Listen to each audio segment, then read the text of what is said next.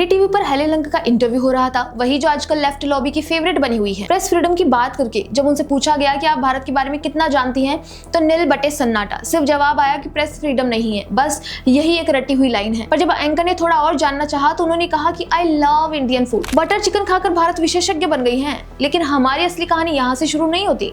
असली कहानी तब शुरू होती है जब इंटरव्यू पर खुद को हिस्टोरियन बताने वाली ऑड्रे एट्रुस्के कूद पड़ी। उन्होंने ट्विटर पर लिखा कि उनका पर्सनल एक्सपीरियंस है कि जब आपने ढेर सारी किताबें पढ़ ली हो, कई भारतीय भाषाएं जानते हो, देश में रह चुके हो, तब भी हिंदू कट्टरपंथी आपसे नफरत करते हैं, सिर्फ इसलिए कि आप ईमानदारी और सत्यनिष्ठा के प्रति प्रतिबद्ध हैं। ईमानदारी और सत्यनिष्ठा, ये गुण ट्रुस्के में कब से आए? और हिंदू उनके ज्ञान की वजह से नाराज नहीं है, हिंदू उनके एजेंडे की वजह से उनसे नाराज रहते हैं। ट्रुस्के ने कभी हिंदू और हिंदू इतिहास को सही तरीके से रखा होता तो उन्हें हर बार ये रोना नहीं रोना होता। ट्रुस्के की सबसे मशहूर किताब है Aurangzeb the life and legacy of India's most controversial king. इसमें उन्होंने दावा किया कि औरंगजेब ने हिंदू मंदिरों को तोड़ने से ज्यादा उनकी रक्षा की। जरा सोचिए, वो औरंगजेब जिसने काशी विश्वनाथ मंदिर तोड़वाया, वो औरंगजेब जिसने मथुरा में केशव देव मंदिर की जगह मस्जिद बनवाई, वो औरंगजेब जिसने सिखों के 9वें गुरु तेग बहादुर जी का सिर कटवाया सिर्फ इसलिए कि उन्होंने इस्लाम कबूल करने से इनकार कर दिया था। वो औरंगजेब जिसने दशकों बाद दोबारा जिजिया टैक्स लगाया, यानी गैर मुस्लिमों से अलग जिजिया वसूला,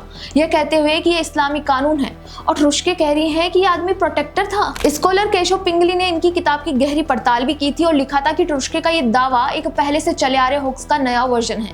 जिन शाही दस्तावेजों और फरमान से ट्रुस्के ने औरंगजेब की मंदिर रक्षा साबित करने की कोशिश की, वो एक डाउटफुल सोर्स ज्ञान चंद्र के थे, जिन पर इतिहासकारों को खुद को शक है कि वो फर्जी दस्तावेज तैयार करते थे। यानी नींव ही झूठी है तो इमारत भी झूठी ही होगी ना। दूसरी बात, 2018 में ट्रुस्के ने ट्विटर पर लिखा कि माता सीता ने भगवान राम को मिसोजिनिस्ट पिग कहा। उन्होंने दावा किया कि ये वाल्मीकि रामायण के एक अनुवाद से लूजली ट्रांसलेट किया है, लेकिन जिस मूल अनुवाद रॉबर्ट गोल्डमैन से वो साइट कर रही थी उसमें ये शब्द था ही नहीं। करोड़ों हिंदुओं की आस्था के प्रतीक मर्यादा पुरुषोत्तम राम और एक अमेरिकी प्रोफेसर उन्हें ट्विटर पर इस तरह डिस्क्राइब करे, इस तरह गाली दे और फिर कहे कि मुझे इसलिए नफरत किया जाता है क्योंकि मैं ऑनेस्ट हूँ। नहीं मैडम, आपको इसलिए रिजेक्ट किया जाता है क्योंकि आप हिंदुओं के खिलाफ जहर उगलती हैं। तीसरी बात, ट्रुस्के का पूरा काम एक कॉलोनियल पैटर्न फॉलो करता है। मुगल शासक को छोटा और कॉम्प्लेक्स दिखाओ, हिंदू विरोध को फार राइट और नेशनलिस्ट बताओ, भारत की सदियों की पीड़ा को मिनिमाइज करो और इस्लामी आक्रमण के जख्मों को पॉलिटिकल इन्वेंशन कह दो। यही तो वो काम है जो कॉलोनियल हिस्टोरियंस करते थे। भारतीयों को विदेशी होने से नहीं, आपके नफरती व्यवहार से दिक्कत है।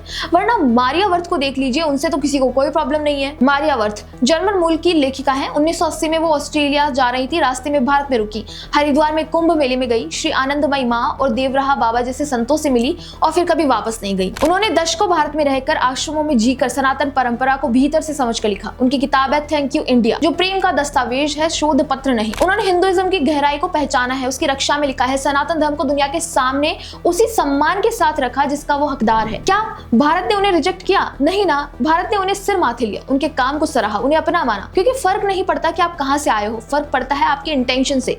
मारियावर्त ने प्रेम से देखा तो प्रेम मिला, ट्रुस्के ने एजेंडा लेकर आई थी तो सवाल मिले। और अंत में ट्रुस्के कहती है कि उनसे इसीलिए नफरत की जाती है क्योंकि वो सच के साथ है। लेकिन सच ये है कि जो किसी देश से सच में प्रेम करता है वो उसके आराध्य का अपमान नहीं करता, वो उसके आक्रांताओं को हीरो नहीं बनाता, वो उसके मंदिरों को सुपरमेसी का सिंबल नहीं कहता।